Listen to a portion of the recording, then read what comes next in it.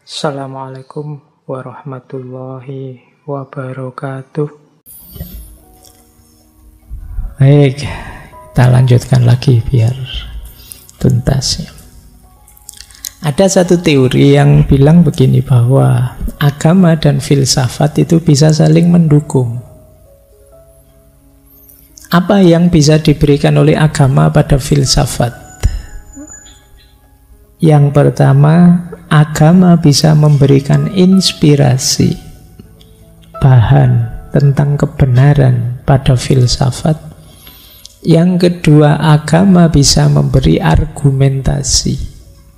Tentu saja argumentasi religius, berdasarkan teks, berdasarkan pengalaman keagamaan, berdasarkan fenomena keagamaan. Yang ketiga, agama bisa memberi orientasi berpikir. Filsafat itu kan kalau tadi inquiry, hakikatnya kan alat. Alat itu dipakai untuk tujuan apa? Nah, itu agama bisa memberi orientasi. Alat akal kita yang canggih itu kamu bawa ke sini loh. Kamu pakai untuk hal-hal yang positif ini loh. Itu agama bisa membantu. Jadi biar jelas tujuan dan arahnya. Dan yang terakhir tentu saja agama memberi banyak wawasan pada filsafat. Akal kan banyak keterbatasan-keterbatasan. Sepinter apapun orang, tidak ada orang yang tahu segalanya. Jadi tidak ada orang yang sepinter Google atau ChatGPT. Kalau dari sisi ini mungkin kita mulai kalah dengan mesin. Nah, agama memberi informasi-informasi sehingga kita wawasannya luas. Jadi jangan dikira agama tidak memberi apa-apa ketika bertemu filsafat. Ada banyak yang diberikan. Tadi loh, inspirasi tentang kebenaran, argumentasi, mungkin dari nas, mungkin dari fenomena, mungkin dari pengalaman keagamaan. Yang ketiga, orientasi. Dan yang keempat, bahan wawasan. Kemudian sebaliknya, apa yang diberikan filsafat pada agama? Yang diberikan juga banyak. Tadi memberikan pemahaman. Sering saya jelaskan, beriman plus paham itu tentunya lebih kuat daripada iman saja tapi tidak paham. Maka penjelasan-penjelasan rasional itu tambah mantep. Ya, saya yakin Tuhan itu ada misalnya, mantep. Tapi dengan melihat banyak bukti rasional, coba kita cek di alam semesta.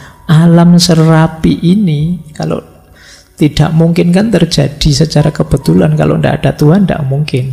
Berarti Tuhan memang ada. Ini kan contoh argumen rasional. Semula kita percaya saja, sekarang percaya plus ada argumennya. Jadi tambah mantap. Itulah.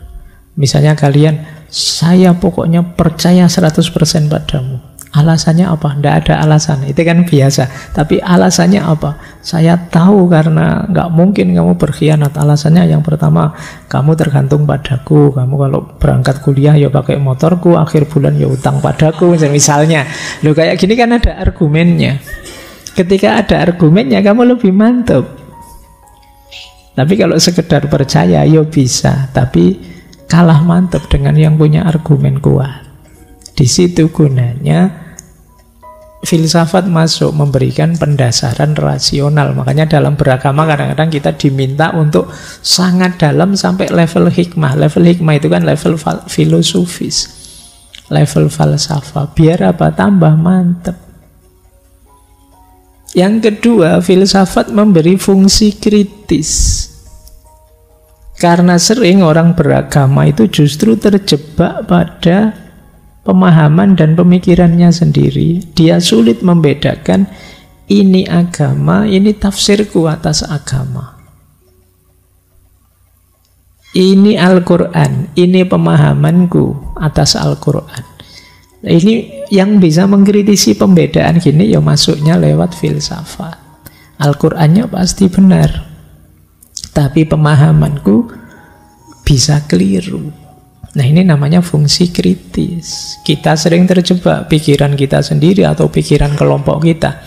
Seolah-olah sama sakralnya dengan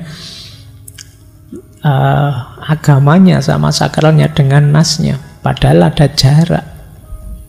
Ini yang orang sering salah paham. Nah, filsafat mengklarifikasi itu. Oh ya, ayatnya sih begini. Itu tadi kan cuma penafsiranmu saja. Penafsiranmu bisa pas, bisa tidak. Bisa benar, bisa salah. Yang ketiga, filsafat bisa jadi jembatan kontekstualisasi.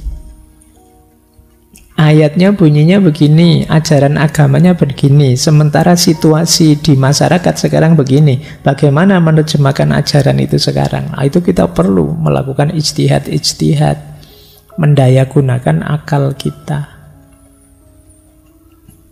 Yang terakhir, filsafat jadi perangkat refleksi muhasabah. Kalau akal kita tidak main sama sekali, agama juga tidak bisa kita pahami, kita juga tidak bisa ngukur kita sudah tepat apa belum.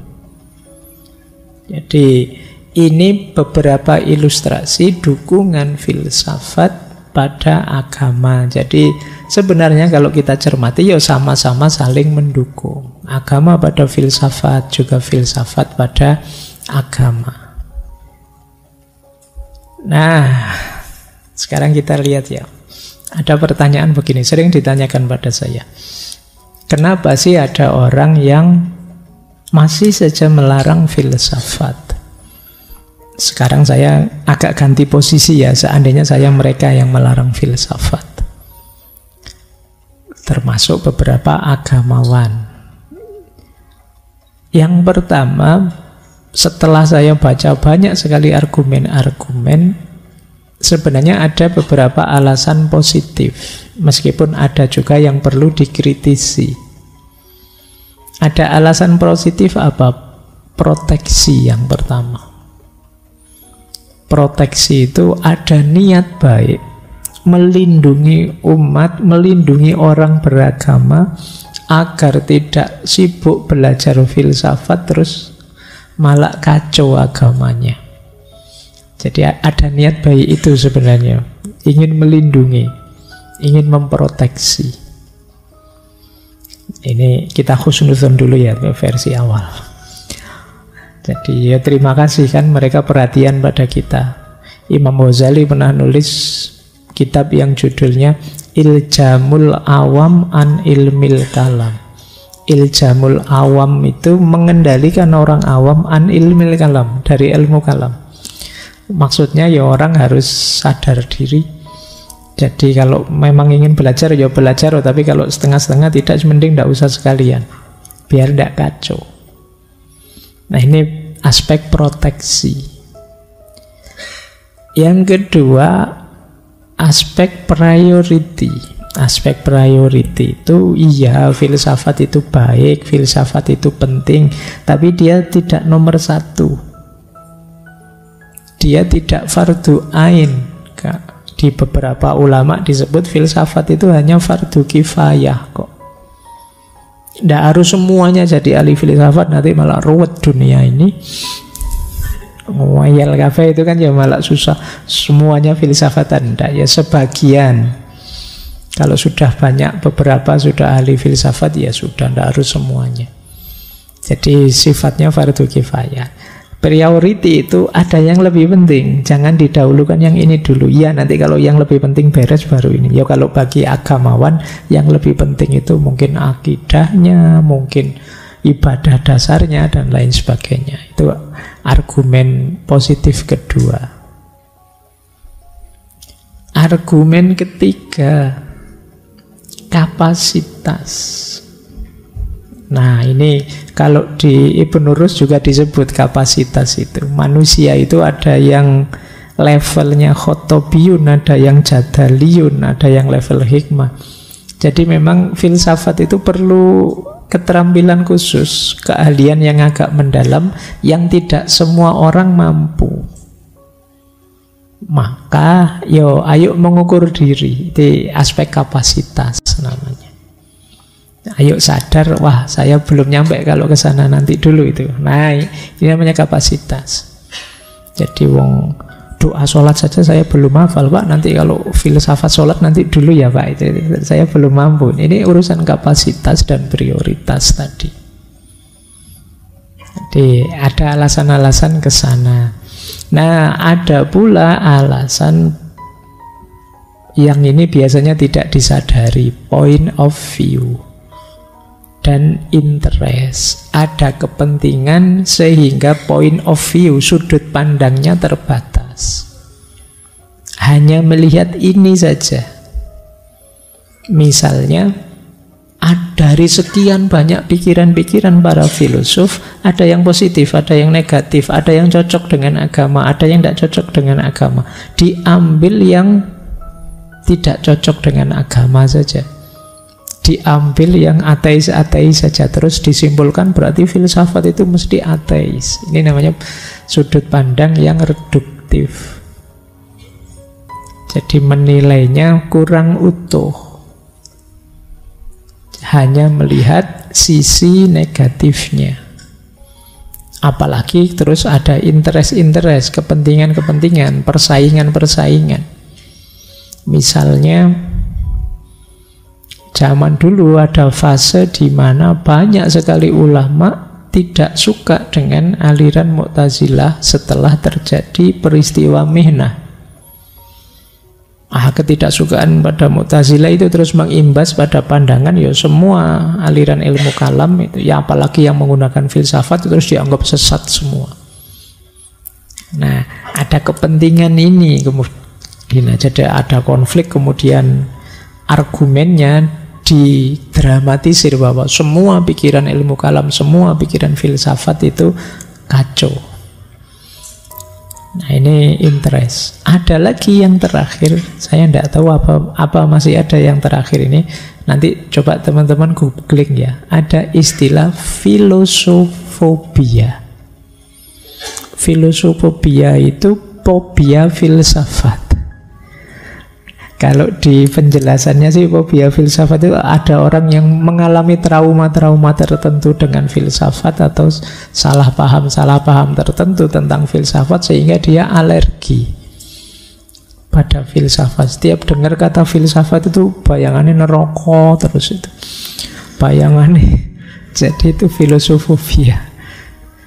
Bayangannya pokoknya rusak, semuanya hancur, ngeyel, kacau, dan lain sebagainya. Itu filosofobia. Mungkin kalau ada waktu kita bahas ini ya. Ada istilah-istilah, ada istilah filosofobia, ada istilah anti-filosofi, dan lain sebagainya. Jadi memang ada yang berargumen seperti ini. Saya lanjutkan ya. Oke, mungkin ada yang tanya, apa sih yang dikhawatirkan biasanya oleh orang-orang beragama dari filsafat? Ini yang harus kalian jawab ya, yang rajin ngaji filsafat. Apa iya begini? Ada alasan bahwa filsafat itu mesti tabrakan dengan ajaran agama. Yang kedua, ada yang bilang filsafat itu menantang. Filsafat itu tidak percaya pada semua otoritas religius. Apa ya begitu? Ini masing-masing harus didiskusikan panjang. Ini saya mancing kalian saja. Mumpung akhir tahun, sopo ngerti banyak yang gabut. Jadi silahkan tak kasih PR kamu mikir-mikir ini ya. Ada yang bilang filsafat itu fokusnya dunia saja. Jadi orang belajar filsafat itu tidak mungkin mikir akhirat sih, pikir dunia saja, sekuler. Ada yang bilang belajar filsafat itu membuat orang tidak percaya moralitas, menganggap moralitas itu relatif dan ambigu. Ada juga yang bilang orang belajar filsafat itu biasanya sombong secara intelektual, angkuh, merasa diri lebih pintar dari yang lain. Ada juga yang bilang belajar filsafat itu berpotensi jadi ateis. Ini banyak yang bilang begitu ya. Ini nanti coba kamu diskusikan ya satu-satu. Apa ya begitu? Apa kamu sendiri juga pernah ngalami yang seperti ini setelah belajar filsafat, mengikuti ngaji filsafat?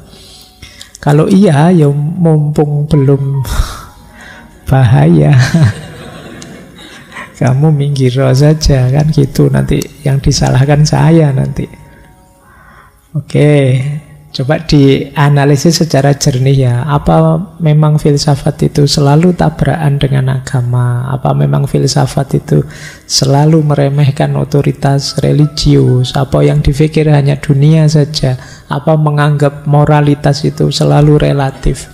Apa terus mesti sombong? Dan apa mesti jatuh jadi ateis? Nah, ini kalian urai nanti apa iya begitu dari pengalaman mungkin yang sudah lama ikut ngaji filsafat. Oke, untuk malam hari ini saya cukupkan sekian dulu. Mohon maaf kalau ada yang kurang berkenan, mungkin 1-2 kekurangan apa, mohon dimaklumi. Kalau ada kekhilafan, kealpaan yang teman-teman ngerti benernya seperti apa, ya silahkan disampaikan. Kurang lebihnya mohon maaf. Wallahul muwaffiq, wallahu a'lam bissawab. Wassalamualaikum warahmatullahi wabarakatuh.